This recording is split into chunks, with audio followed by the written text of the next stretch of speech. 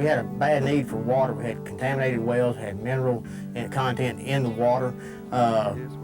Some wells would go dry in the summertime and late fall, so we had to have some kind of a public water system that had safe drinking water. The water level's going down. We have a lot of minerals. The quality of water was terrible. The quantity of the water, the volume, some folks had real stout wells, and a lot of them had wells that would probably produce only a pint to a quart a minute. I myself have 4 dry wells. We have a system of water flow to the homes that was archaic. Virtually no control, there were no meters. We've got people in town that like I said, are old, husbands and wives living in a home, and based on the old system, they were paying probably more than they have to. We knew that we had to go meters. Nearly 9 of every 10 communities in America are small towns, and many of them have problems like these. In working with a lot of rural communities, one of the things that comes across my desk probably more than anything else is where there's an inadequate amount of resources. We work with some smaller towns that simply do not have the necessary cash resources a lot of times, even with the presentation of a grant to meet the match necessary to get the funds. But New Jerusalem, Connolly Springs, and Delmar found that they did have a resource to solve their water problems: self-help. When we started considering the monies, there just wasn't enough. So we decided that looking at the alternative of self-help was going to be the only answer. Self-help, the key to a program that is helping bring abundant, safe, and affordable water and wastewater treatment to small towns across the country. The Small Towns Environment Program, STEP, developed and managed by the Rensselaerville Institute near Albany, New York, and operated in partnership with the U.S. Environmental Protection Agency and the Ford Foundation.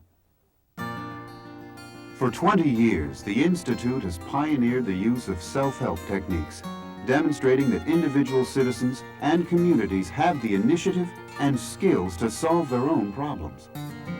Let's take a look at a few STEP projects to see how self-help works.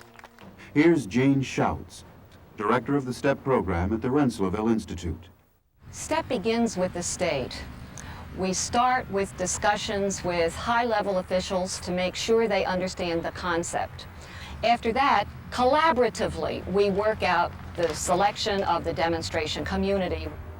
There are 2 non-negotiable criteria.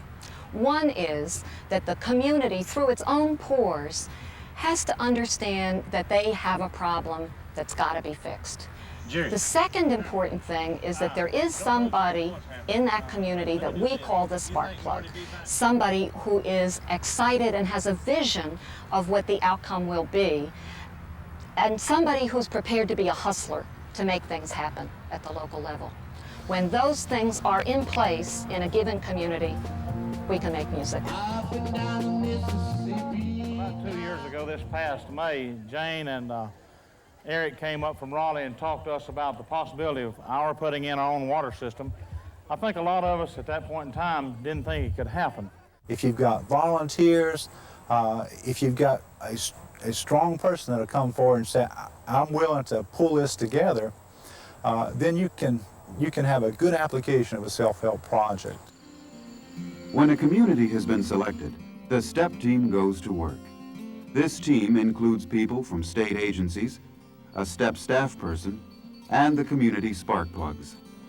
The team's first task is to develop an action plan and budget. A critical difference between a STEP project and conventional programs is that STEP focuses not on how to increase revenue to pay for a project, but on how to decrease costs to make it affordable. STEP knows that the best way to get money is to need less of it. The people in that community got together. They got the easements together, which they have to have. They borrowed the bulldozer and so forth to get their right-of-way from the county. The county helped in this. It's the most amazing thing that I've ever seen. To sum it all up, they probably, in this instance, instead of maybe having a $180,000 project, they probably got through for around $80,000, $85,000. trucks come in, we have very little downtime. State agencies can provide guidance and support in helping the town mobilize its self-help resources.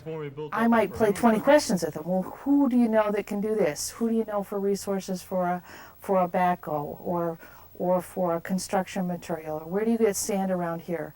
Or all sorts of things. And then once the locals really start picking up on that, they are often the ones that come up with the best cost-saving ideas on a project. When estimated life cycle costs have been reduced as much as possible, the STEP project team then goes out to find the money to cover those expenses that are unavoidable.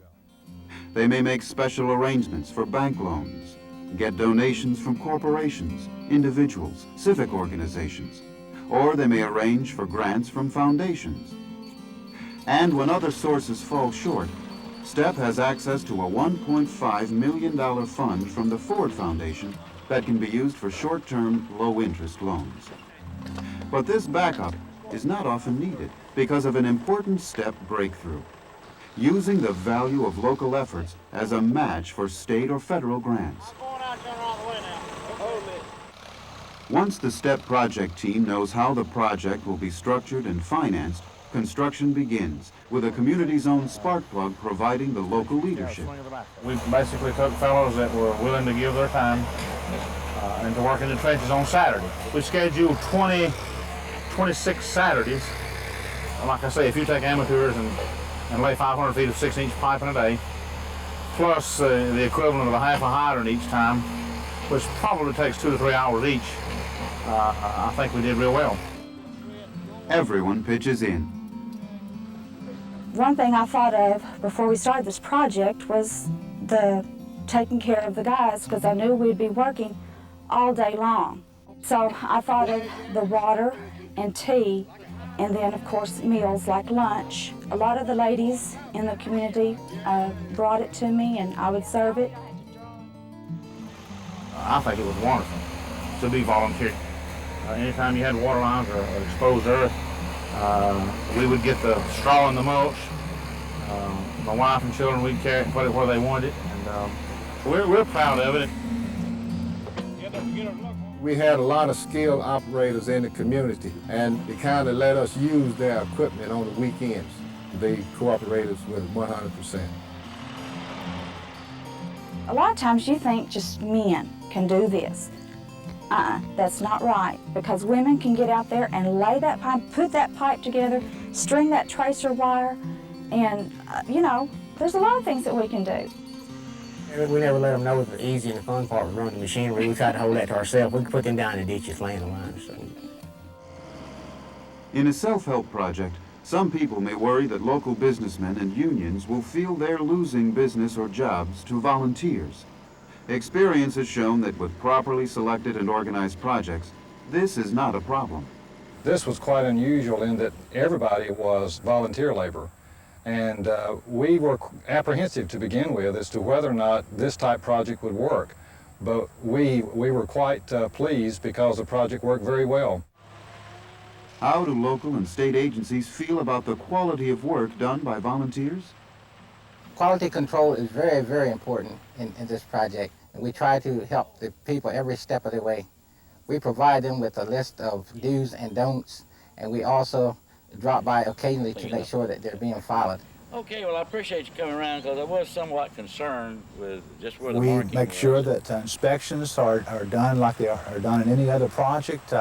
What we found is that the quality that they put into it is as good, if not better, than what you would typically have from a contractor. They have an interest to see that it's done right.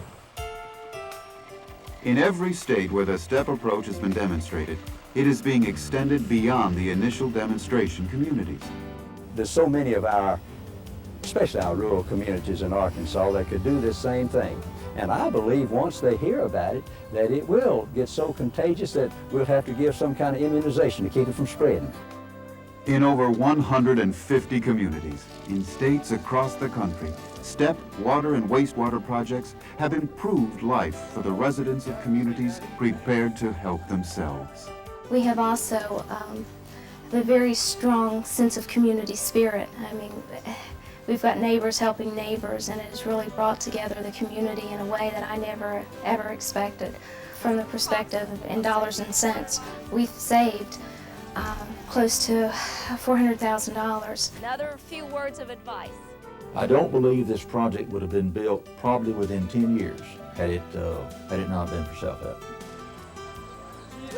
It has put water into the homes of those people who were barely able to buy their medicine and their groceries.